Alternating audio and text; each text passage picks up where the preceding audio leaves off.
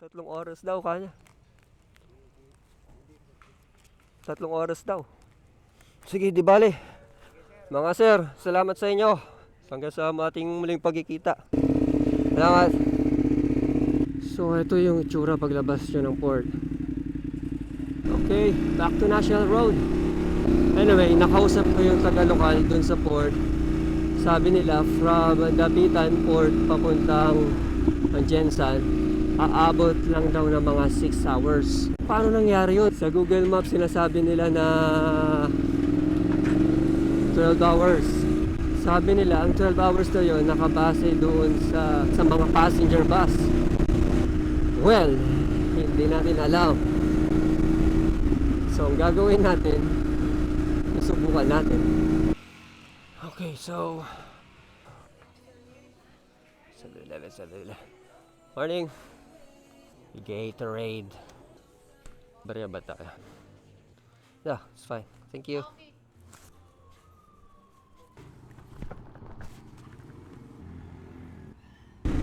Tuloy na mga motor dito.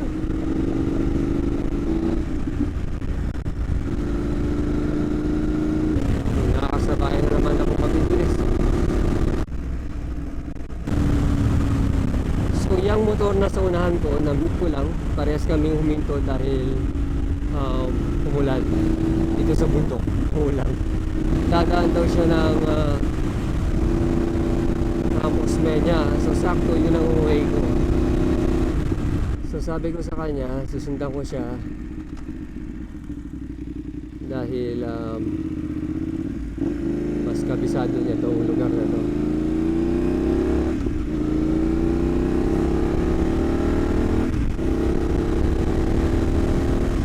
Lakas na ulan dito, basta yung masada eh.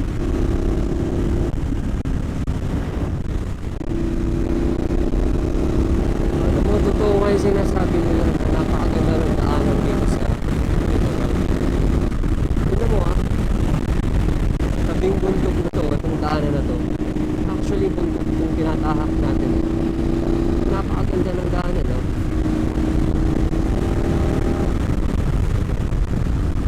Sarap mo to rin.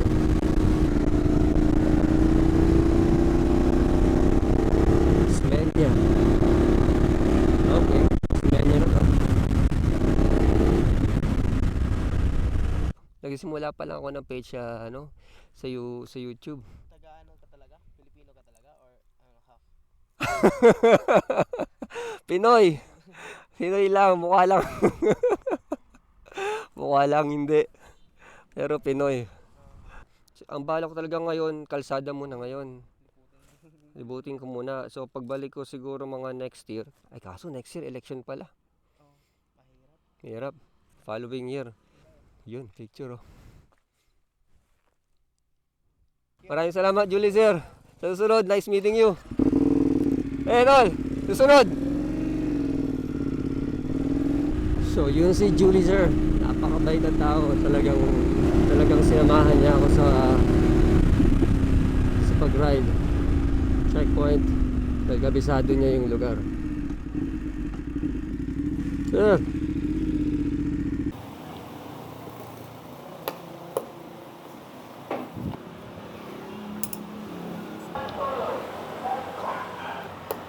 Sarap ng pagkakaluto ng sahog.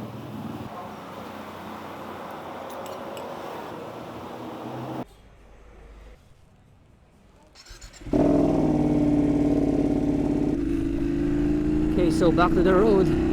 Just now, nag-stop over tayo doon para kumain ng snack. Nila babae ka. Kasi yung buhok eh. Marami nagkakamala sa akin eh. Sana nga, mabot nga ako bago magdilim nga eh. Oo, kasi malapa. Maganda na yung daan doon. Tapos doon lang ako maghahanap siguro ng inn. Oo. Na pag-stayan. Maraming salamat. Nice meeting you. Nice meeting you. Nice meeting you. Sige. Ingat. Salamat.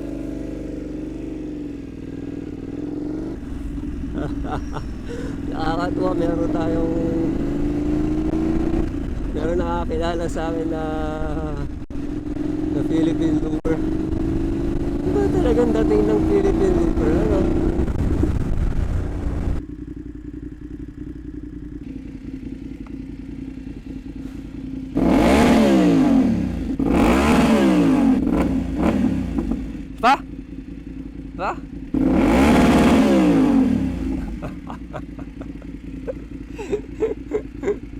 Ayos!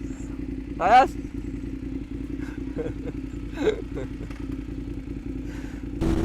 Woo! Luwag! Lawak! Coconut trees! Pero wala silang puntang dito. Ang dami ng coconut trees pero hindi sila nagpupunta ng dito.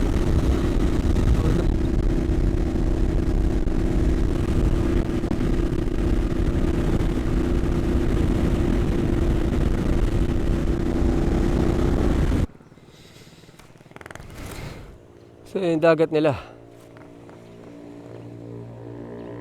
Dagat ng Mindanao. Tayo sa malilim. Tahimik yung tubig oh.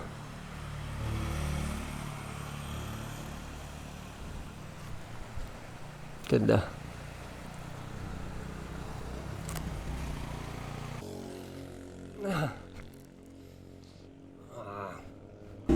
So yan yung dagat ng Mindanao. Bye bye!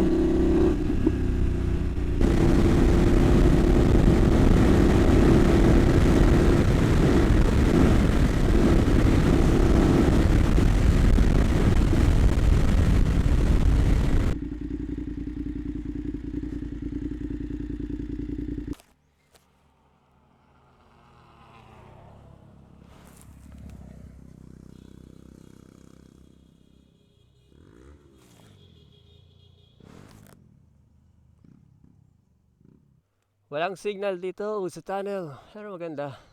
Ang galing ng tunnel nila. Nakita ko to sa isang vlogger. So daan tayo ang tunnel nila.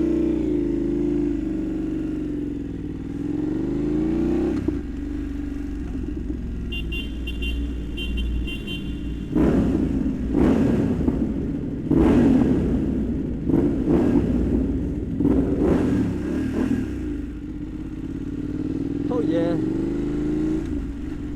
Thank you. Pag dinaretso mo tong road papunta sa Cotabato City, pagpunta dito sa kaliwa papuntang Marawi City. So hindi tayo pupuntang Marawi City, next time na lang.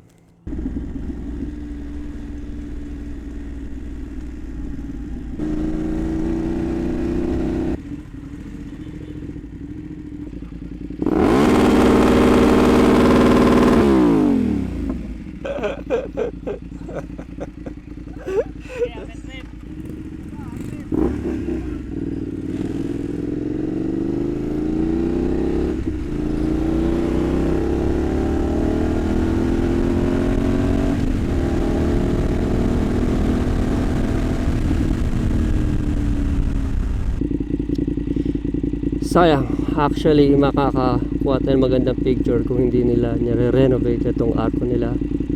Nagsasabing welcome to Maguindanao del Norte. Sayang. Anyway, next time.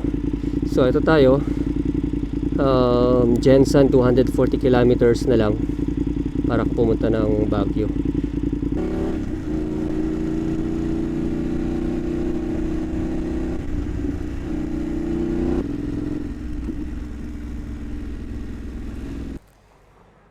Sige kuya, salamat.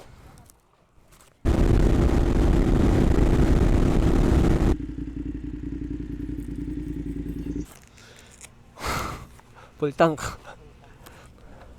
Tapos pa-resibo ako pagkatapos pahing resibo. Resibo. Oh, yung normal na resibo nyo. Right, so back to the road. Straight, pupunta na tayo sa Jensan City Hall. Kukuha ng letrado. Then after that, mag-aantay na yung check-in. And then magpapahinga na. So pinabukasan ulit. Estimated hour is 2 hours. And then estimated time of arrival is 8 p.m. Okay, City of Coronadal. May dapat matutunan ng mga taga Luzon dito sa Mindanao.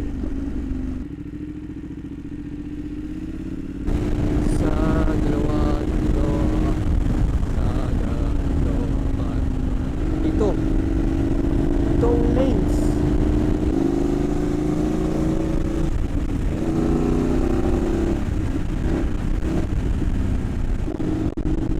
Okay, finally, Jensen. Woohoo! Oh, checkpoint again. Ngayon punta tayo sa General Santos Municipal Hall. So, right. So, ito yung magiging last checkpoint natin for today dito sa Jensen. Bahay Pamahalaan, Lungsod ng General Santos.